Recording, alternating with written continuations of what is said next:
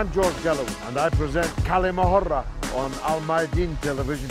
Here we are in London. I speak my words freely, either in Parliament, on television, here on the streets of London. كلمة means free word. That's what I speak. So كلمة is a two-way conversation. Check it out on Mayadeen television. Welcome to كلمة with me, George Galloway, on Mayadeen television, coming to you from London, but discussing Turkey and the dream of a new Ottoman Empire in which the President Erdogan seems to be sleeping or sleepwalking into disaster for Turkey and for the region. The Erdogan era began, in the words of his then Foreign Minister Davutoglu, that they wished no quarrels with the neighbours, and indeed wished a peace process with a substantial section of their own population. All of that now lies in ruins. There are quarrels, if not wars, with all of the neighbours, and the peace process is long abandoned. The Kurdish people are again at war inside Turkey, and Turkey is at war or near to it with all of its neighbours, including most notably in the areas of Syria that it currently occupies or facilitates the occupation of foreign powers. But it hasn't stopped with its immediate neighbours, not stopped with its interference, constant interference in Iraq, not stopped even in Arab countries. It recently fueled and armed the war between Azerbaijan and Armenia, a role that it shared with Azerbaijan's ally Israel. And the Libyan farrago, which is still ongoing, is another of Erdogan's foreign adventures. Libya, just a few years ago, was the richest place in Africa. Now it is a place where you can buy an African slave in a slave market. Turkey has moved in with its ideology and with its soldiers and with its mercenaries, just like in Azerbaijan, and is interfering now directly on the ground in the wars in an African and Arab country. I was one of those who thought that Erdogan might be just what the doctor ordered for Turkey. His achievements, impressive as they were in the economy and the foreign policy which he earlier enunciated, were things that I thought would be an improvement. But all of that turned out to be bluster. Erdogan denounces everyone else for their open or quasi-open relations with Israel, whilst enjoying the most glorious of relations with Israel himself, sharing with Israel many of the foreign policy preoccupations, particularly in Syria. Erdogan was feeding the beasts of ISIS and Al-Qaeda in the north, while Israel was literally feeding the beasts in the south. I'm joined by an audience of distinguished experts. I'm just the enthusiastic amateur in this conversation. Our guests here can bring first-hand examples of what might become of this dream of a new Ottoman Empire. Dr. Abdulaziz Agnia is a Libyan broadcaster, a commentator, and a political analyst of the first rank. I've known him for many years. He believes in reconciliation as the way to rebuild Libya in peace and law and order. Dr. Abdulaziz, welcome back onto the show. What role is Turkey playing in Libya these days?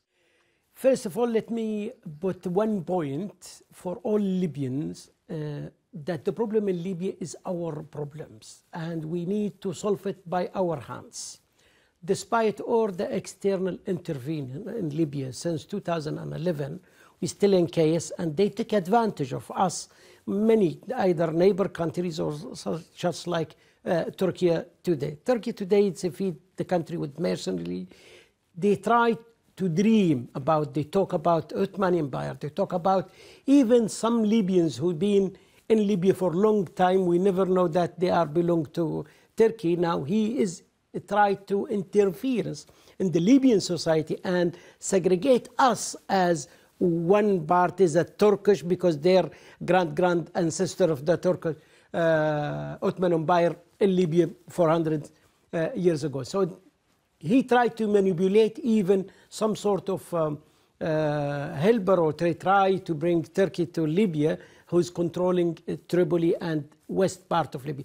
And everybody know, even the United Nations, they know that the mercenary, the militia, the armed militia, they are hostage to Tripoli. They are not cover Tripoli. We know that many people, many militias, they are opening the slave markets. Those who open the slave markets. So on one hand, the Turkey is feeding this beast who is trade in human being in 21st century. But when he put his leg in Libya, must be amputated by Libyan patriot. Yes, there is a difference between Libyan parties now, but in their deep heart, still Omar al-Mukhtar is an icon of a freedom against colonialism, still live in every Libyan dream and every Libyan mind. So one day or the others, they will kick the Turkish, despite he's bring the mercenary, despite the bring military. He forgetting that the oil and the money in Libya is contracted to many international companies, either Enigas or British Petroleum or Total or any of those international, multi-international companies, still safe. There nobody try to manipulate even with the contracts. He now tried to occupy his west part of Libya because he promised the Turkish people that he will get advantage of the oil and the money. Well, he's even trying to get his hands on Cyprus's oil, Greek oil. So he does have, and of course he's facilitating the stealing of Syrian oil on a very grand scale. Even the Kurdish oil in Iraq, the main, he started stealing that as well. So from the Kurdistan, Iraq, there is a pipe of the trucks moving toward Turkey, and he's selling that. That's why. So oil is one motive, but isn't the underlying motive this conflict between Turkey and Saudi Arabia for the affections and fealty, loyalty of the Sunni Arab Muslim mass? The Erdogan, let's call a spade, is the head of the Muslim Brotherhood. They are in conflict with Saudi Arabia and the Gulf. It's a pity they both can't lose in that conflict. But it's partly geopolitics, isn't it? Yes, he tried to use the Brotherhood. Now the Brotherhood, they tried to use Erdogan as a head to establish themselves in North Africa. Because the Libyan National Army, when they move against the Muslim Brotherhood, who's controlling the east and using the armed militia in west part of Libya, if the Brotherhood die in Libya, that means they will die in Tunisia and Algeria and also in Morocco.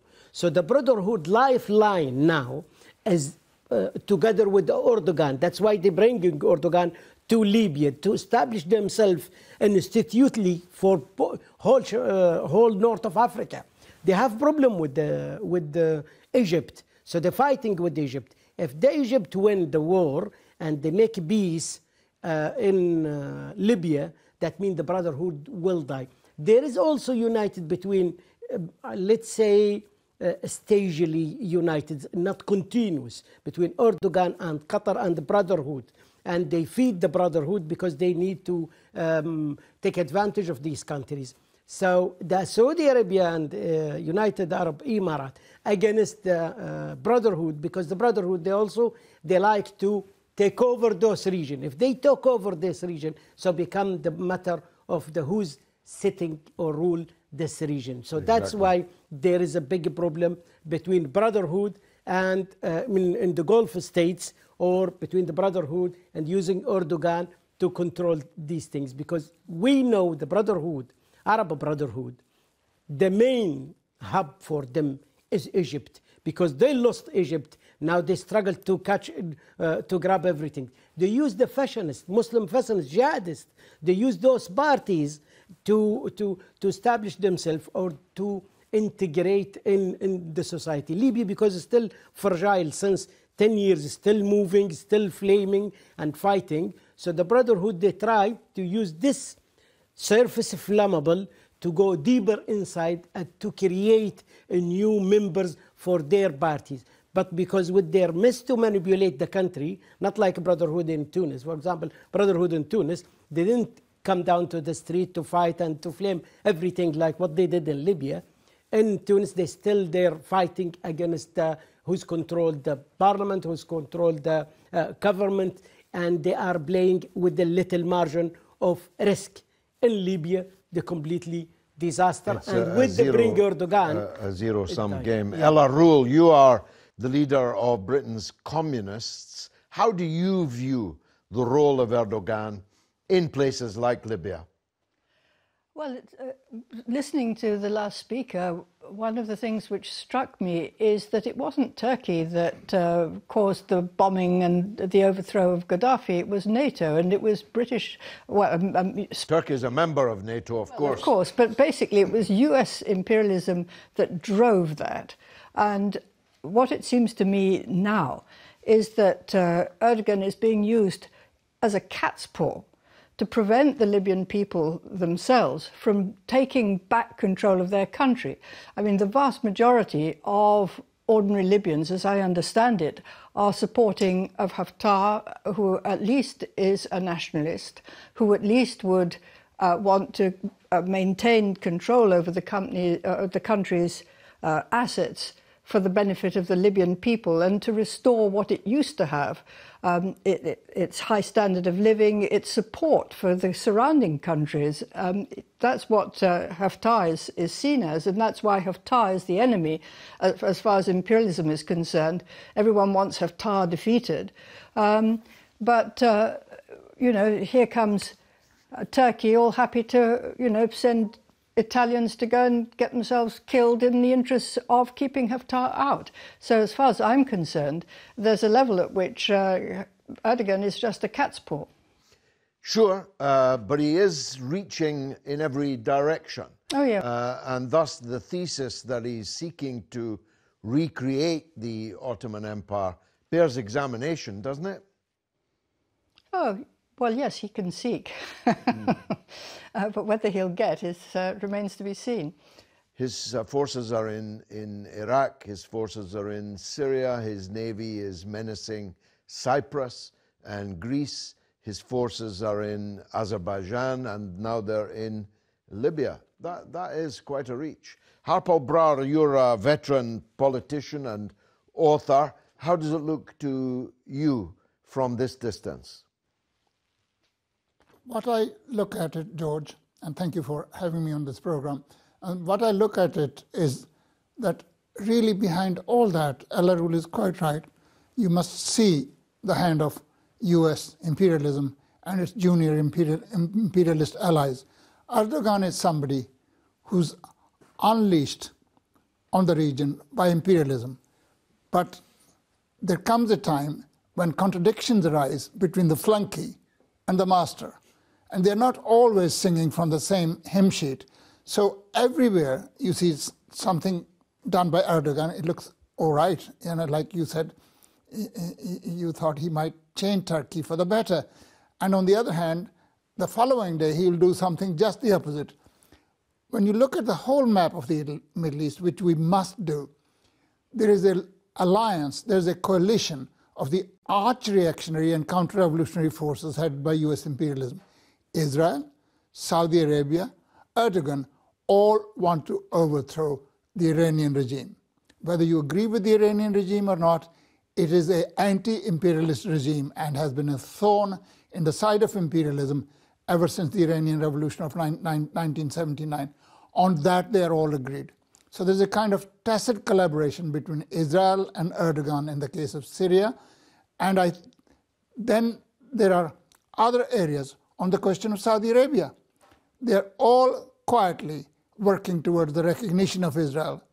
Now, in my view, notwithstanding the fact it's a kick in the teeth of the Palestinian people fighting for their liberation, these recognitions mean absolutely nothing. In the end, Palestine will be liberated by the Palestinian people, and it'll be liberated by them resisting occupation.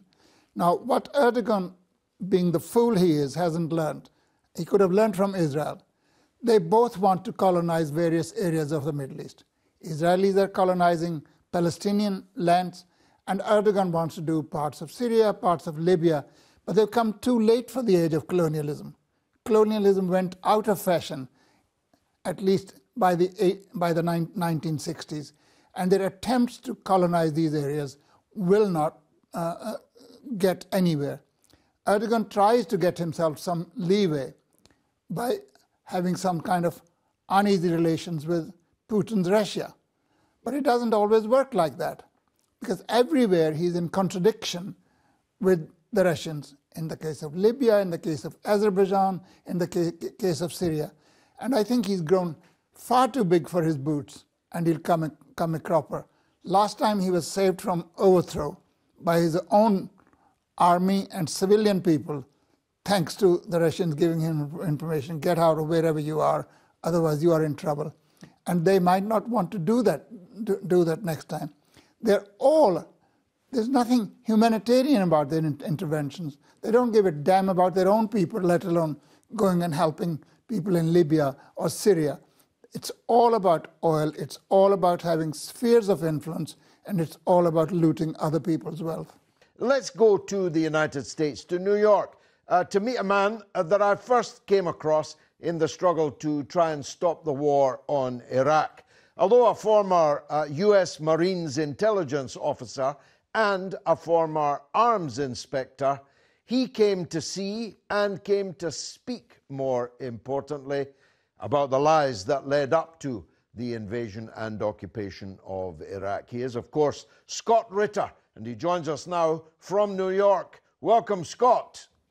Who caused the chaos in Libya? Who should be blamed? Well, it's a combination of factors, but it's basically the United States together with France and Europe. Whether you like Muammar Gaddafi or not, he was the leader of a sovereign nation. And from any standpoint, one could say that he was leading successfully, especially if you compare and contrast Libya under his rule and Libya today.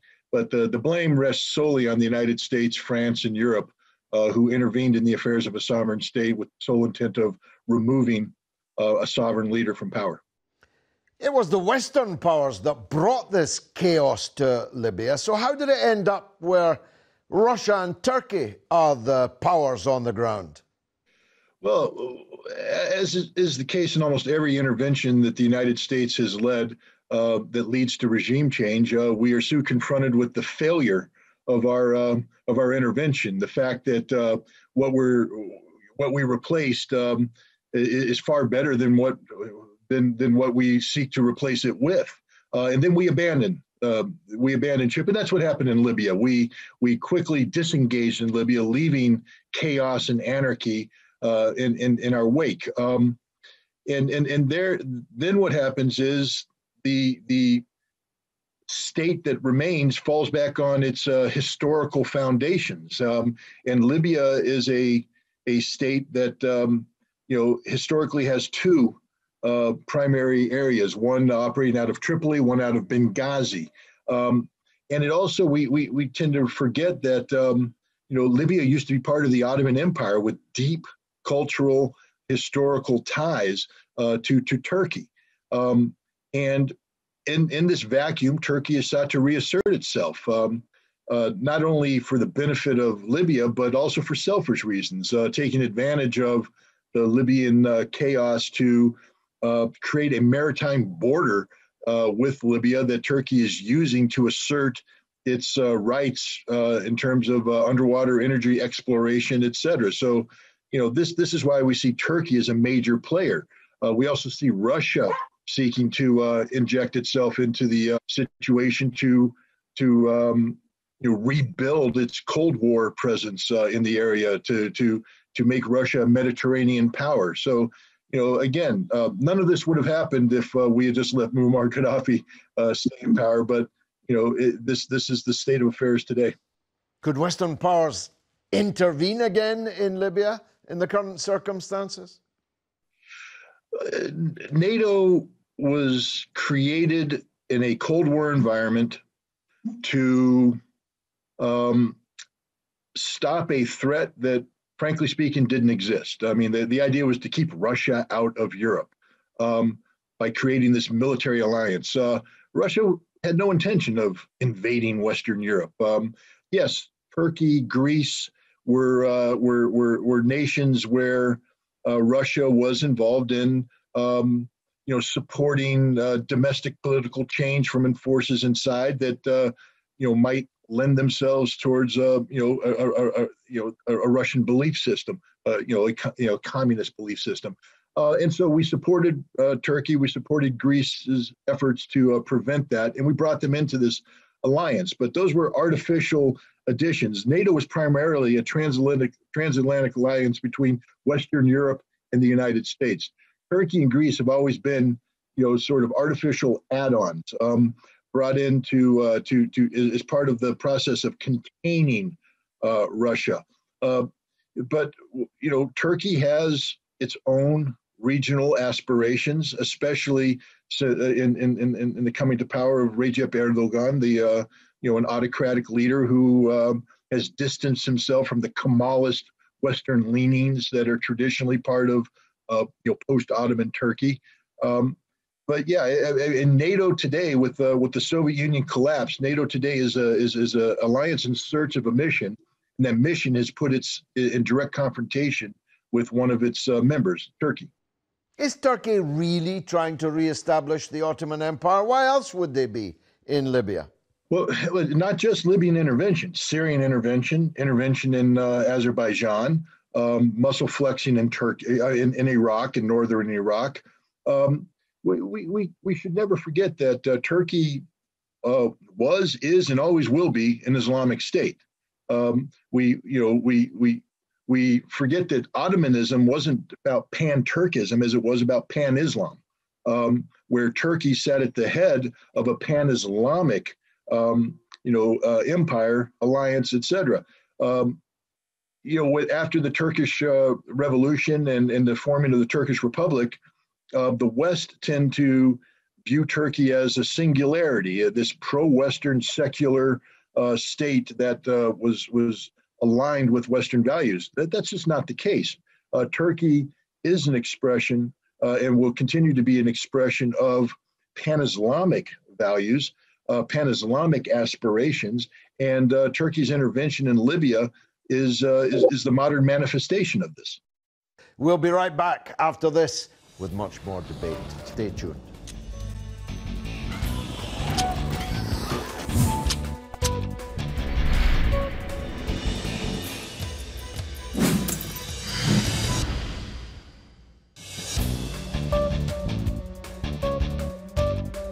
You're watching كلمة with me, George Galloway, on Mayadeen television, talking about Libya, talking about Turkey and its ever farther reaching empire building. Dr. Agnia, actually Erdogan's support is some 45% or so of the Turkish people on most tests. And therefore, he has made an alliance with the Turkish nationalists, some of the most extreme elements in Turkey, these grey wolves and so on. So in fact, Turkey is best understood now as an Islamist, Turkish nationalist hybrid, isn't it? Not really, because it's what bring Turkish people to the Islam nowadays, because the Kemal Ataturk, who is the dream leader for the Grey Wolf, which is the most nationalist, actually they strip Islam or the value of Islam from Turkey. Now most of the people, Turkish people who support Erdogan now, it's in a rural area where they like to wear hijab, where they wear some sort of practical Islam in their society, which has been banned for years.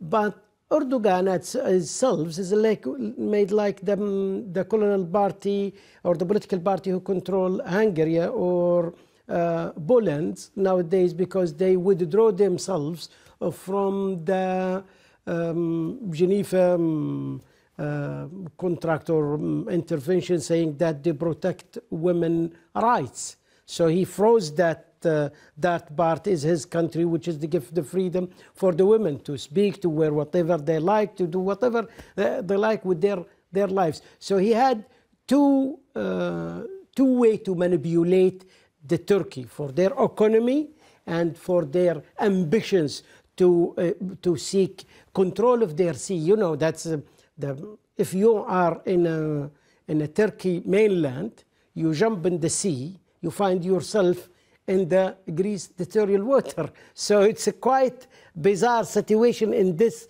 region. And historically, Turkish, they need to go to war every 100 years. So now they try to play a game between Russia and Turkey.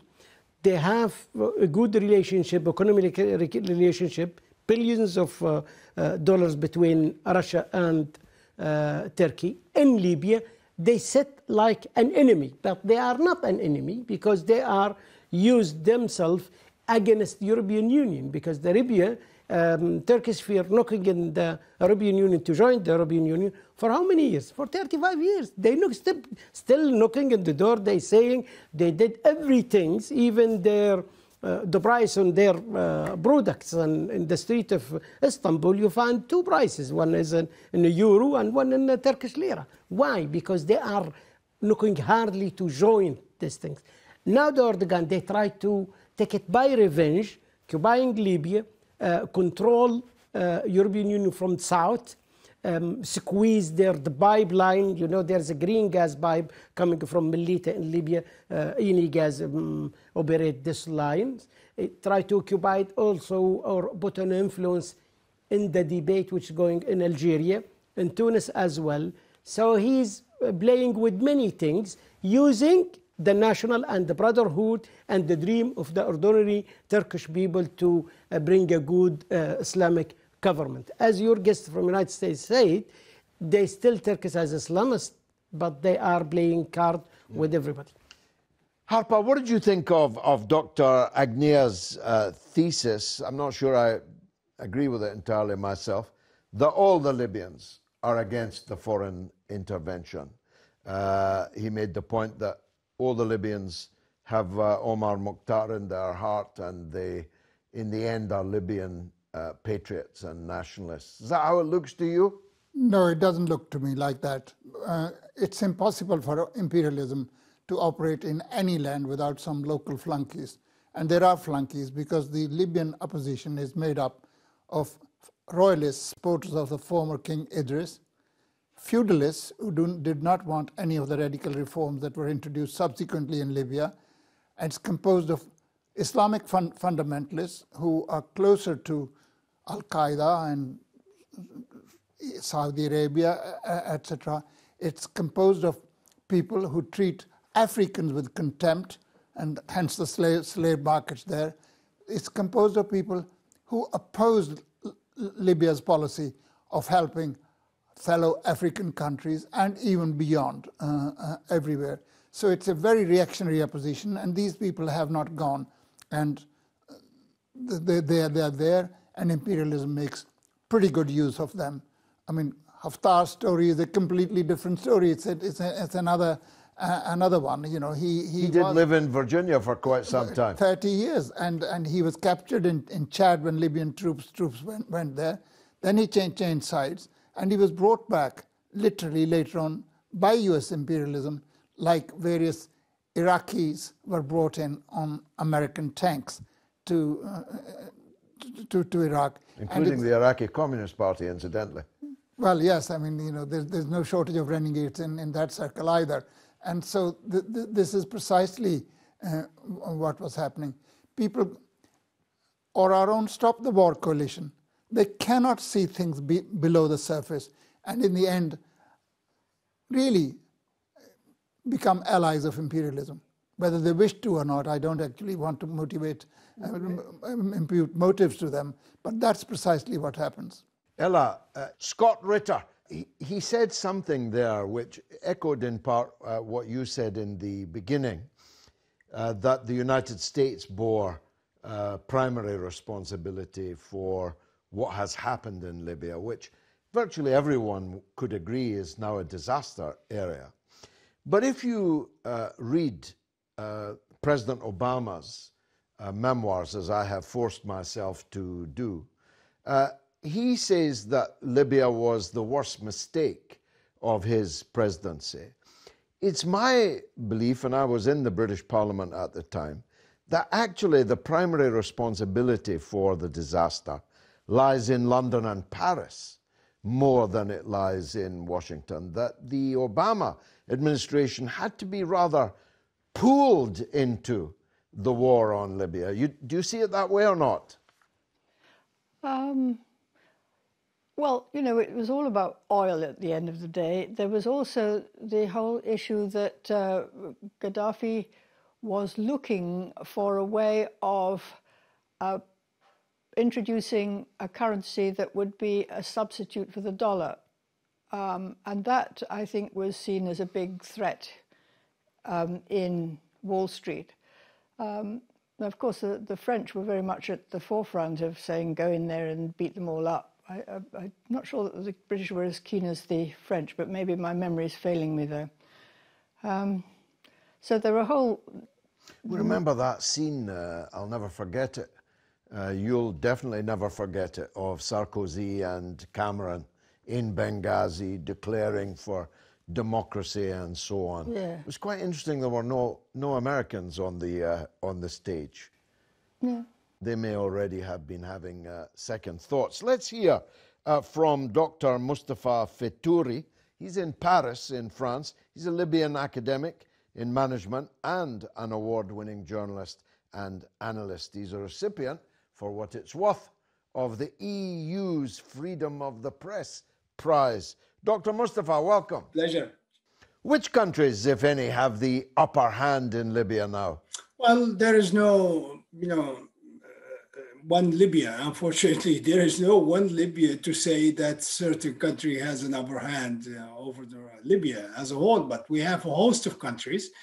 In Eastern Libya, I would say Russia and United Arab Emirates and Egypt have the upper hand in terms of military as well as politics, political maneuvering, and even the mediation led by the United Nations mission in that regard. In Western Libya, where you have the government of national accord, which is recognized by the United Nations as the only legitimate government of Libya, you have the Turks and the Italians, but mostly the Turks. The overall picture, I would say, at the moment, Turkey and Russia are have the upper hand in Libya, and I would guess also nothing much could happen without them.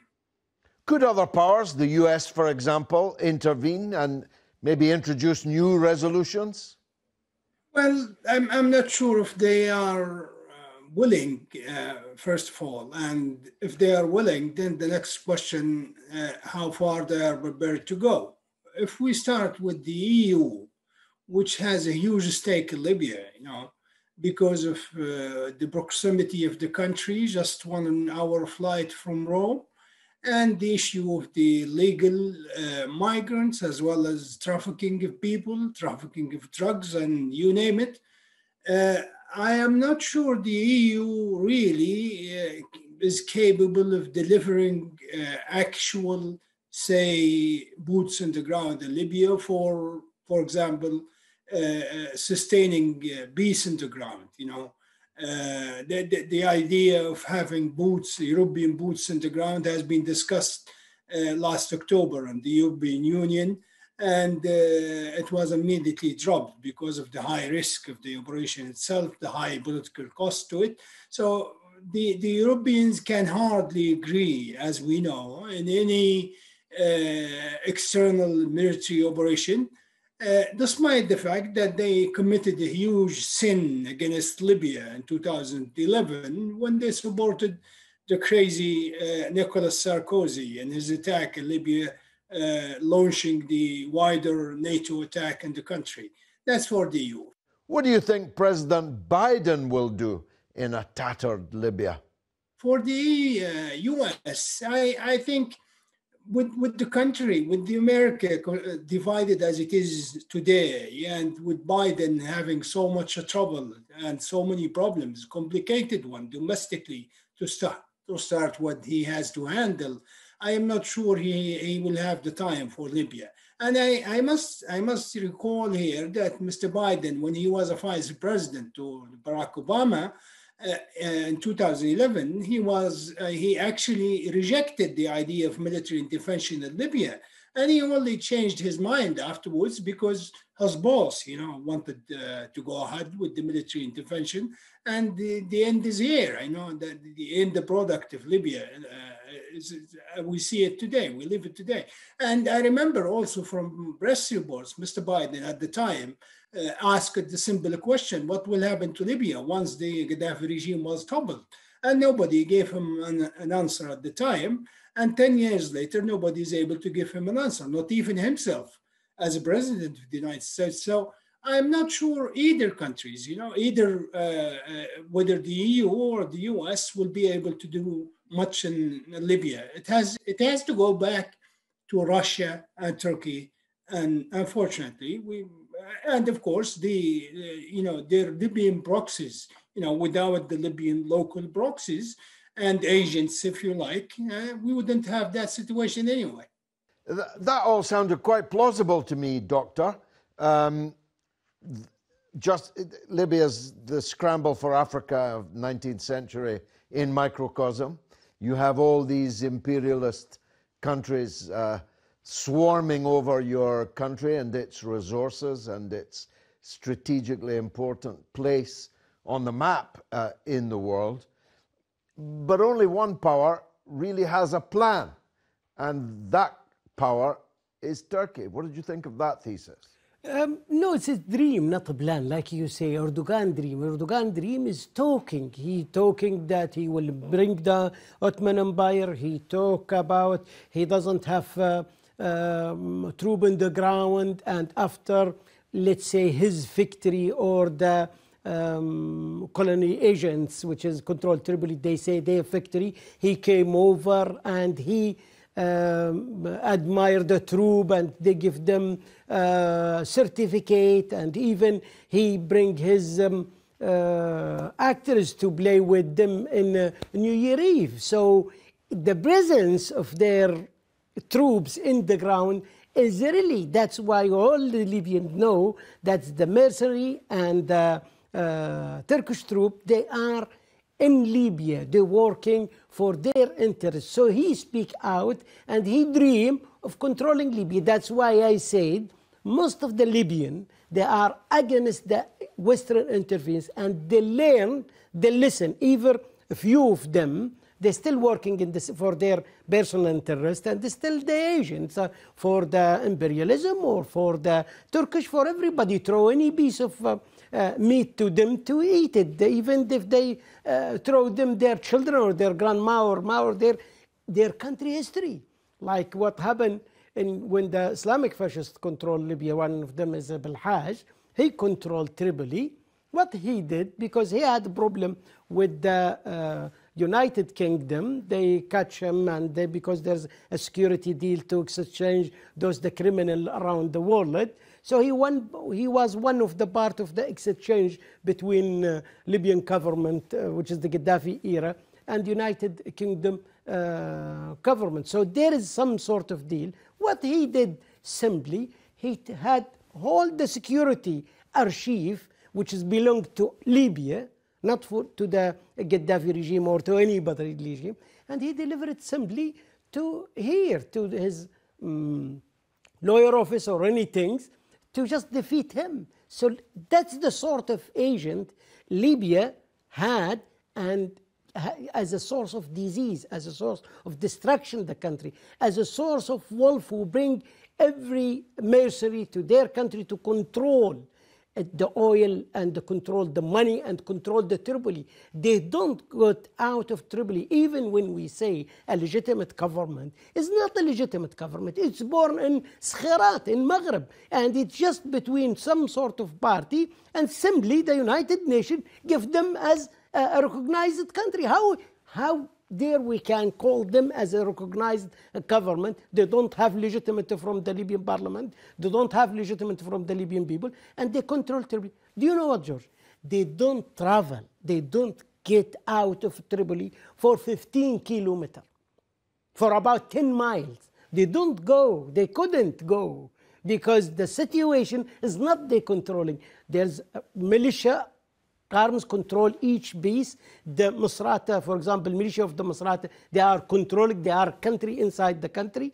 They have some imperialism fascists to go to the Turkey, to go to everybody, to seek the money, to have the power, to stay in control. But the Libyan patriot nationalists, they are against the intervention. And they learned the lesson very hard from 2011, and they know no such things called freedom and democracy coming in the golden plate from the others, because the others, they all controlled by their gratitude, by their means, what they can get from the country. Yes, Libya is a far country, very wide. We have controls. We have France in one hand. And when Libyan introduced the idea of the golden dinar, Libyan golden dinar or African golden dinar, is afraid of not Paris, it's the whole Francophone countries, which is half of the Africa. When you talk about Africa, you talk about the Commonwealth. Half of it is the Anglophone countries. So you are not playing with Africa, you're playing in London and in Paris. So that's the major mistake the previous regime, or the Gaddafi, he made. At the end, when the 2011 came for some sort of needs and just or copying what happened in Tunisia or what happened in Egypt, the whole other international player, they jumped to the Tripoli. Yes, there's a picture where you say, I saw Sarkozy and Cameron, and we didn't see American, but the other American, he came out alone, and he's just wandering around, and he know he can control everything. Nowadays, the file of the Libya is the hand of the American in terms of the external intervention, not the internal. The internal, they start struggling, and they will deliver one day either a revolution, the whole revolution, or something.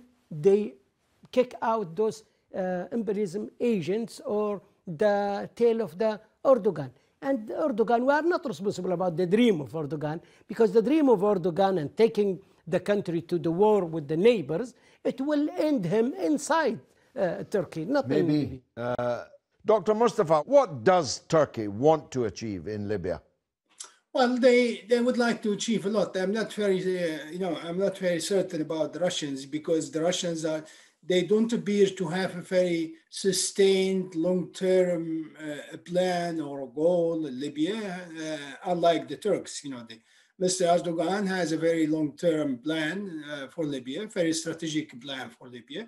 He wants to maintain two things, a favorable government in Tripoli, so he could get away with many projects in the future he is going to do with the Libyan authorities, the relevant Libyan authorities in Tripoli. And two, the military, of course, the military presence. He already has a control of at least two different bases, one in what we are in the southwestern of Tripoli, and one is the maritime naval force base in Misrata, west of Tripoli along the coast. So, plus, of course, the economic benefits, including Libya's oil, the construction deals, or Turkey is already manufacture of something like 20 billion US dollars worth of contracts that were signed with the previous regime before 2011. The Turks want to make sure that they don't lose this. And most importantly of all, the maritime border agreement that was signed in November 2009 between the government of Turkey and the government of National Accord in Tripoli, which gave Turkey much more than it could ever dream of in the Mediterranean region, east, west, south, north. And finally, in your view, Doctor, how could liberty and peace be returned to Libya? Well, as you know, George, Libya has been always at the crossroads, of superpowers and different influences. And the only period that actually the country enjoyed some kind of 99% independence, I would say, was during the Gaddafi period. And that's why he was hated by the West, especially the Americans. And we already know the numerous attempts in his life, directly or indirectly. So what really will bring Libya back to where it was March 2011, I'm not sure there will be anything to do that. I guess the overall objective of the military intervention that led to the destruction of Libya itself and the murder of Gaddafi in broad daylight was to make sure that such a patriotic regime will never emerge in Libya again, like we see in Iraq, the situation in Iraq. If you look at that, it's more or less the same thing that's happening in Libya. So, but basically, the main problem in the country, in Libya now, that makes Libyans so arguing with each other, and it's difficult to reconcile them, is the fact of the foreign intervention, either politically or military or you name it, economically, financially, you name it. And those countries, including Turkey, the United Arab Emirates, Russia, Egypt, you name it, they cannot meddle in our affairs unless they find people inside the country who are capable to cooperate with them. Are you optimistic? Unless we cut that link between the local forces, local politicians and tribes and so on and so forth, with the external forces, external regional or international forces, then we cannot do much with the country. And I'm afraid the situation we are in today is likely to go on for another decade. Harper, last word to you. As we both know, sometimes the enemy struggles mightily to lift a huge stone only to drop it on its own feet.